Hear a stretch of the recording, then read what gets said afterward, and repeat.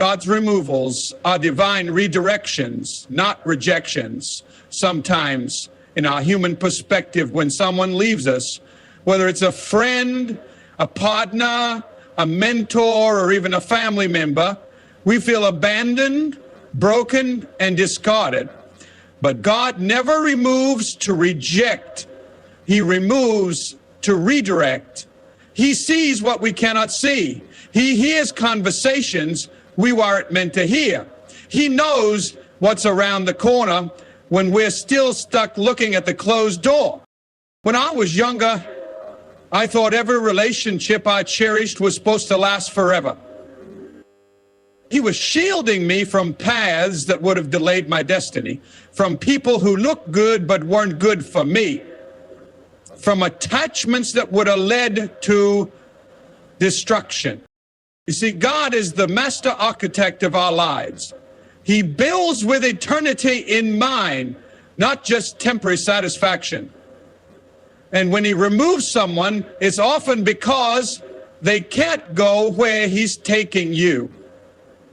They might have been right for your past, but wrong for your future. And it's not a punishment, it's provision. It's a shift in the storyline that ultimately leads you closer to the life he designed for you. So don't let their departure define your value. Don't confuse their absence with God's silence. He's still working. He's still guiding. He's still crafting something greater than what you lost. When God removes, he's not rejecting you. He's rerouting you to something far more powerful, far more fulfilling, and far more aligned with your calling. Here's a natural, but staying stuck is a choice. We serve a God who understands our pain, who feels every tear, hears every cry, and comforts every broken heart. There's nothing wrong with grieving a loss. In fact, it's a part of healing. Jesus wept when his friend Lazarus died. So your tears are not a sign of weakness. They're a sign of humanity, of love, of deep connection. But there comes a point when God gently calls you to rise, to wipe your eyes, to stop rehearsing the pain and start embracing his promise. When you stay stuck in sorrow, you begin to live in the shadow of what once was instead of stepping into what could be. Grief becomes your lens, and before long, your identity starts to tie itself to the person who left or the door that closed. You begin to forget that you were made for more than mourning. You were made to move. You were made to live, to grow, to walk in victory. Some of us build monuments to our pain and call it loyalty. We keep the memories alive in unhealthy ways, thinking we're honoring what we lost. But what we're really doing is pausing our purpose. You see, the enemy would love nothing more than for you to stay in that place of regret and sorrow. Because as long as you're looking back, you can't see where God's trying to take you. Let yourself feel, yes. Let yourself cry, but don't pitch a tent in the valley. Don't make grief your home. You weren't created to live in emotional paralysis. God gave you power and strength and the ability to rise again. And though the pain may still echo, your choice to move forward is your declaration that sorrow doesn't have the final say. God does. Not everyone in your life was meant to stay. That's a truth many of us wrestle with, especially when our hearts have become attached, when memories have been made, and when we've invested time, love, and trust. It's difficult to accept, but it's necessary if we want to live in freedom and purpose. Some people were only meant to walk with you for a season. not a lifetime. They came into your life to teach you, to sharpen you, to push you, or even to reveal something in yourself that needed healing. And once their purpose was fulfilled, God, who sees the entire picture, knew it was time for them to go. We often hold on out of fear. Fear that we'll be alone, fear that we'll never find someone better, fear that letting go means failure. But what we don't realize is that clinging to what God is trying to release from our lives only delays our growth. It's like trying to plant new seeds in soil that's already full of weeds. You can't make room for the new if you're still holding on to the old. There have been people in my own life who I thought would be with me forever. People I laughed with, cried with, prayed with, and when they left, it shook me to my core. But later, with time and perspective, I realized that their exit was part of God's plan to elevate me, to protect me from harm I couldn't see, or to challenge me to stand on my own with greater faith. Their leaving wasn't the end of my story. It was the beginning of a new chapter God had already written. We've got to stop being surprised when people walk away. Instead, we must learn to trust that God's removals are always intentional. He doesn't prune what isn't growing, and sometimes the pruning hurts, but it always leads to greater fruitfulness. Let go of the illusion that everyone is forever and trust that the author of your story knows exactly who needs to be on the next page. What God removes, He replaces with greater purpose. It may not look like it at first. In fact, it may feel like something precious has been ripped from your hands without warning or explanation. You might feel like you've lost a part of yourself. Someone you depended on, someone who gave you comfort, or someone who helped you define your identity. And in the emptiness that follows, it can be hard to see the hand of God at work. But let me tell you this, God never takes without the intention to give back something better, something deeper, something stronger, something more aligned with who you're called to become. Think about Abraham. When God told him to leave his home, his people, everything familiar, God didn't lay out a blueprint. He just said, go. Abraham had to trust that what was ahead was greater than what he was leaving behind, and that's what faith looks like. That's what trust in a sovereign, loving Father looks like. We don't always get to understand the removal in the moment, but we are promised that His plans are to prosper us. I've learned that when God removes someone, it's often because they were limiting your growth or clouding your vision. He knows that if they stayed, you'd miss the next level. He knows that your destiny is too important to let you settle. And though it may not feel like a blessing at first, what's coming is worth every tear, every question, every moment of silence you had to endure. God is not in the business of subtraction for loss's sake. He subtracts to multiply. He allows the shaking to reveal the unshakable. And when He replaces what was removed, it's not just a substitution, it's an upgrade, a new purpose, a new clarity, a deeper relationship with Him.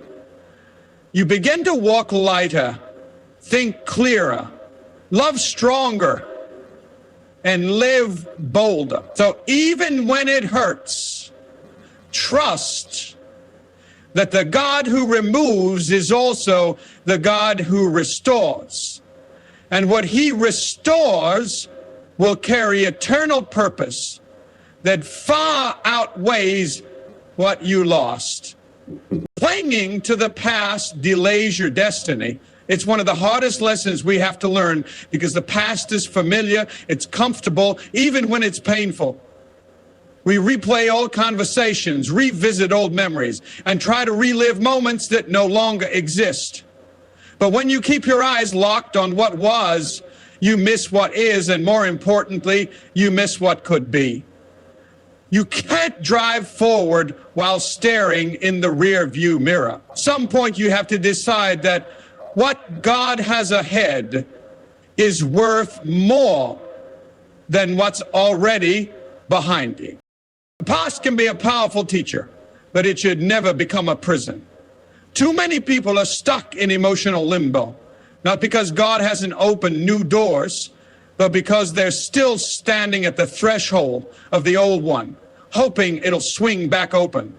But hear me, when God closes a door, he seals it shut for a reason. He's not trying to punish you, he's trying to prepare you. Your future requires your full attention, not your backward longing.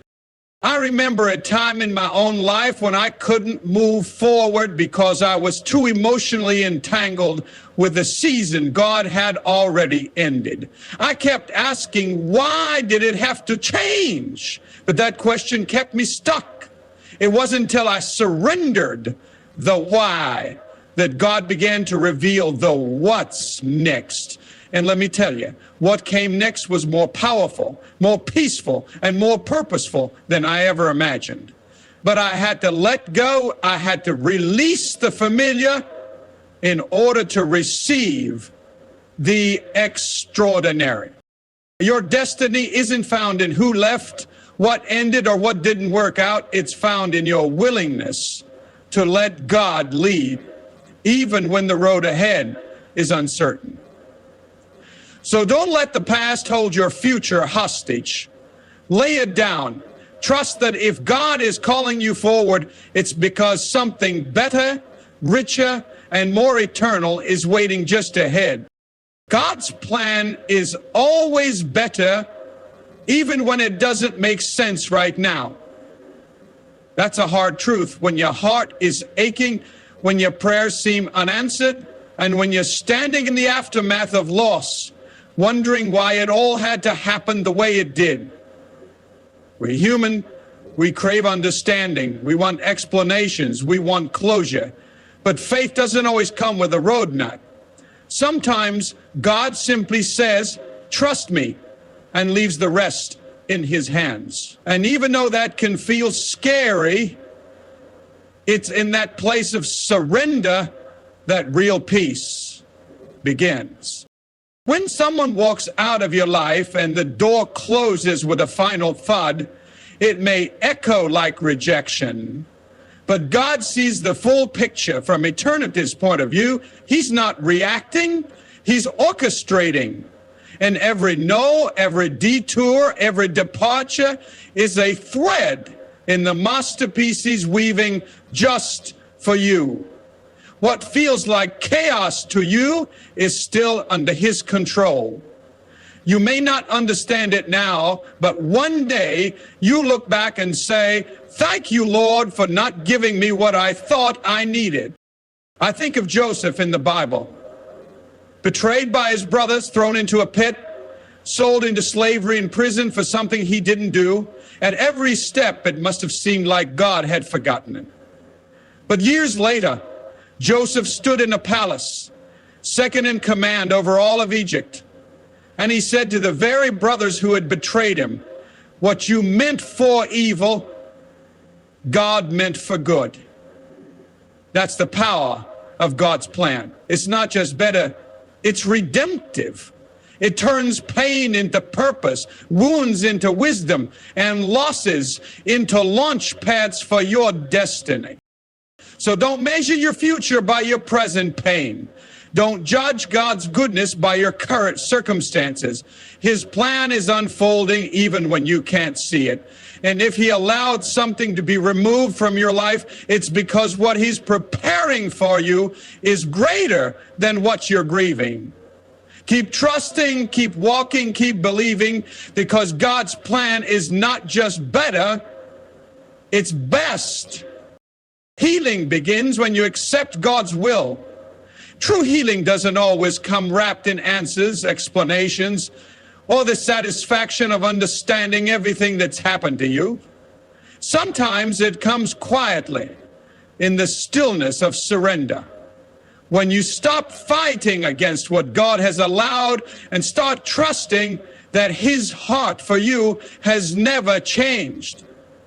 There's something powerful, something freeing about saying, Lord, I don't get it. I don't like it. But I trust you anyway. That's when healing begins, not when all the pieces make sense, but when you place the broken pieces in His hand. Many of us delay our healing because we're still wrestling with what should have been. We keep rehearsing the past like we can rewrite it if we just think about it long enough. But healing doesn't live in the past. It lives in the acceptance of God's present and the hope of His future. When you begin to embrace that what happened didn't escape God's attention and that He can use it to shape you, grow you, and draw you closer to Him, something shifts in your spirit. The wound doesn't disappear overnight, but it begins to close. And peace takes the place where pain used to live. I've learned that acceptance is not giving up, it's growing up. It's maturing in your faith enough to say, God, if you said no, if you closed the door, if you removed that person, then I believe it was for my good, even if it hurts right now. That level of trust opens the door to a new kind of strength, a new kind of freedom, a new kind of purpose. You stop carrying the weight of trying to control what's beyond your reach and start walking in the freedom of knowing God is in control. When Jesus prayed in the garden, He asked the Father to remove the cup of suffering. But then He said the words that changed everything. Not my will, but yours be done. That's the turning point. That's where the healing begins, when we echo those words in our own lives. God's will isn't always easy, but it's always right. And when you align your heart with His, even the deepest wounds begin to heal. So now I ask you, beloved, what are you still holding on to that God has already removed? What pain are you nurturing that God has been trying to heal? What door are you staring at, long closed, while the window of His purpose stands wide open behind you? It's time to let go. God doesn't make mistakes. Every removal, every redirection, every silence has meaning. You may not see it now, but faith doesn't require full sight. It only requires full surrender. You were never meant to live in sorrow, bound to the past. You were made to rise, to walk in freedom, to step boldly into the future God is preparing for you. So stop crying over who God removed. Dry your eyes, lift your head, and trust that the God who allowed the exit is already writing the next chapter, one of healing, growth, restoration, and divine purpose. He hasn't forgotten you. He's forming you. And the glory ahead will make the grief behind you worth every tear.